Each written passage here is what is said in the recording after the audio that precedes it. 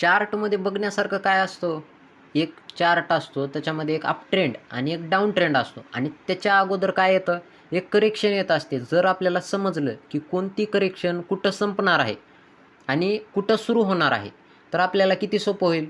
Correction जर आपण ओळखली, तर त्याच्यानंतर पूर्ण ट्रेंडचं आपल्याला प्रॉफिट मिळणार आहे.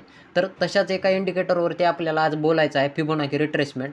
तर त्या इंडिकेटरचा वापर कसा करायचा? तर बेसिकली फिबोनाची रिट्रेसमेंटमध्ये बघा इथं काय दिलेलं आहे 38, 50 आणि 61. हे आपण बाकीचं काढून टाकूयात. ह्या 3 प्रकारचे जी पॉईंट्स असतात मित्रांनो 38, 50 आणि 61 हे खूप महत्त्वाचे पॉईंट्स असतात. ह्या लेवलवरती आपल्याला काय समजतं की करेक्शन कुठं संपते आणि आता आपला ट्रेंड एक सुरू होण्याची शक्यता असते. तर बघा हा विप्रोचा चार्ट आहे. ह्या विप्रोच्या चार्टवरती आपण हे असं फिबोनाची रिट्रेसमेंट हे तुमच्या कोणत्याही सॉफ्टवेअरमध्ये डीमॅट अकाउंटमध्ये अवेलेबल असेलच. इथून तुम्हाला काय करायचं आहे, जे बॉटम एरिया आहे म्हणजे हा जो मोठा ट्रेंड आहे त्याच्या एकदम बॉटमला अशी एक आपली फिबोनाची रिट्रेसमेंट लावायची आहे आणि एकदम टॉपला एक लावायची. बॉटम टू टॉप लावायची आपल्याला अशी एक फिबोनाची रिट्रेसमेंट. बघा आता इथं आपल्याला काय दिसतंय हो, इथं 3 लेवल्स आहेत. एक 38, एक 50 आणि एक 61.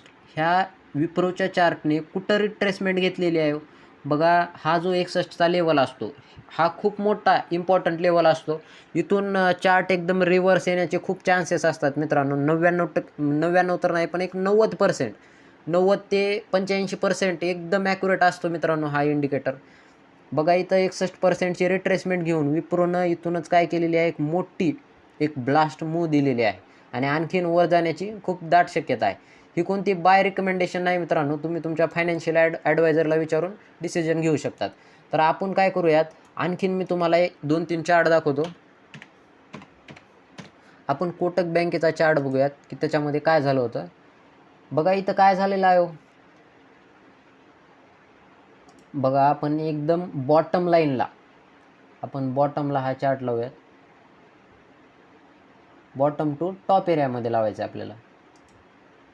इथं काय झाले बघा, आता आपल्याला इथं एक बॉटमला आपण अशी लाईन ओढली आणि टॉपला एक लावली.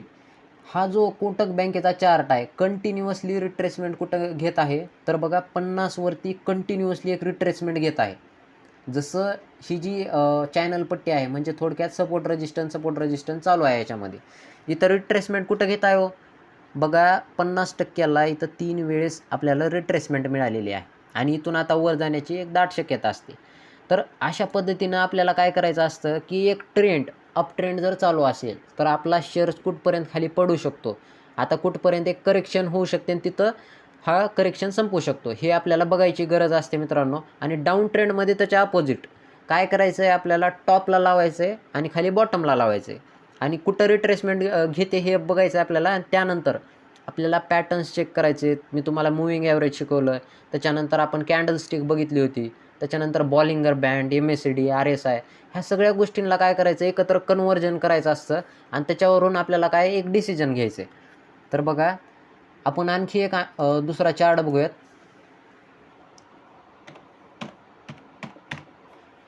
हे कोणत्याही टाईम फ्रेममध्ये मित्रांनो ॲज इट इज काम करतं. तर आपण थोडक्यामध्ये आता विकलीचा चार्ट बघत होतो, आपण एक 1 आवरचा चार्ट बघूयात. बघा ह्याची जी बॉटम एरिया आहे, आपण ह्या बॉटमला टच केलं आणि काय करायचं आपल्याला टॉपला लावायचं आहे. आता हे चार्ट रिट्रेस कुठं घेत आहे हो, बघा 38ला कंटिन्युअसली एक रिट्रेसमेंट येत आहे. म्हणजे आपल्याला एक काय अंदाज मिळतो की बाबा आता हा शेअर एक 38ला रिट्रेसमेंट घेऊन इथून वर जाऊ शकतो. तिथं जर समजा आपल्याला एका टाईमला प्राईजमध्ये सगळ्या गोष्टीमध्ये जर कन्फर्मेशन आली तर ट्रेड घ्यायला काहीच हरकत नाही. कारण हा मित्रांनो तुम्हाला सांगतो, जे मोठे मोठे ट्रेडर असतात, जे एकदम एक्सपर्ट असतात टेक्निकल ॲनालिसिसमध्ये, ते खूप ह्या टूल्सचा यूज करतात आणि त्याच्यातून खूप मोठा पण इन्कम काय करतात, जनरेट करतात. ह्याच्यामध्ये आपल्याला डाऊन ट्रेंडमध्ये पण तसंच बघायचं आहे. तुम्ही काय करा, प्रॅक्टिस करा मित्रांनो, खूप चार्ट बघा.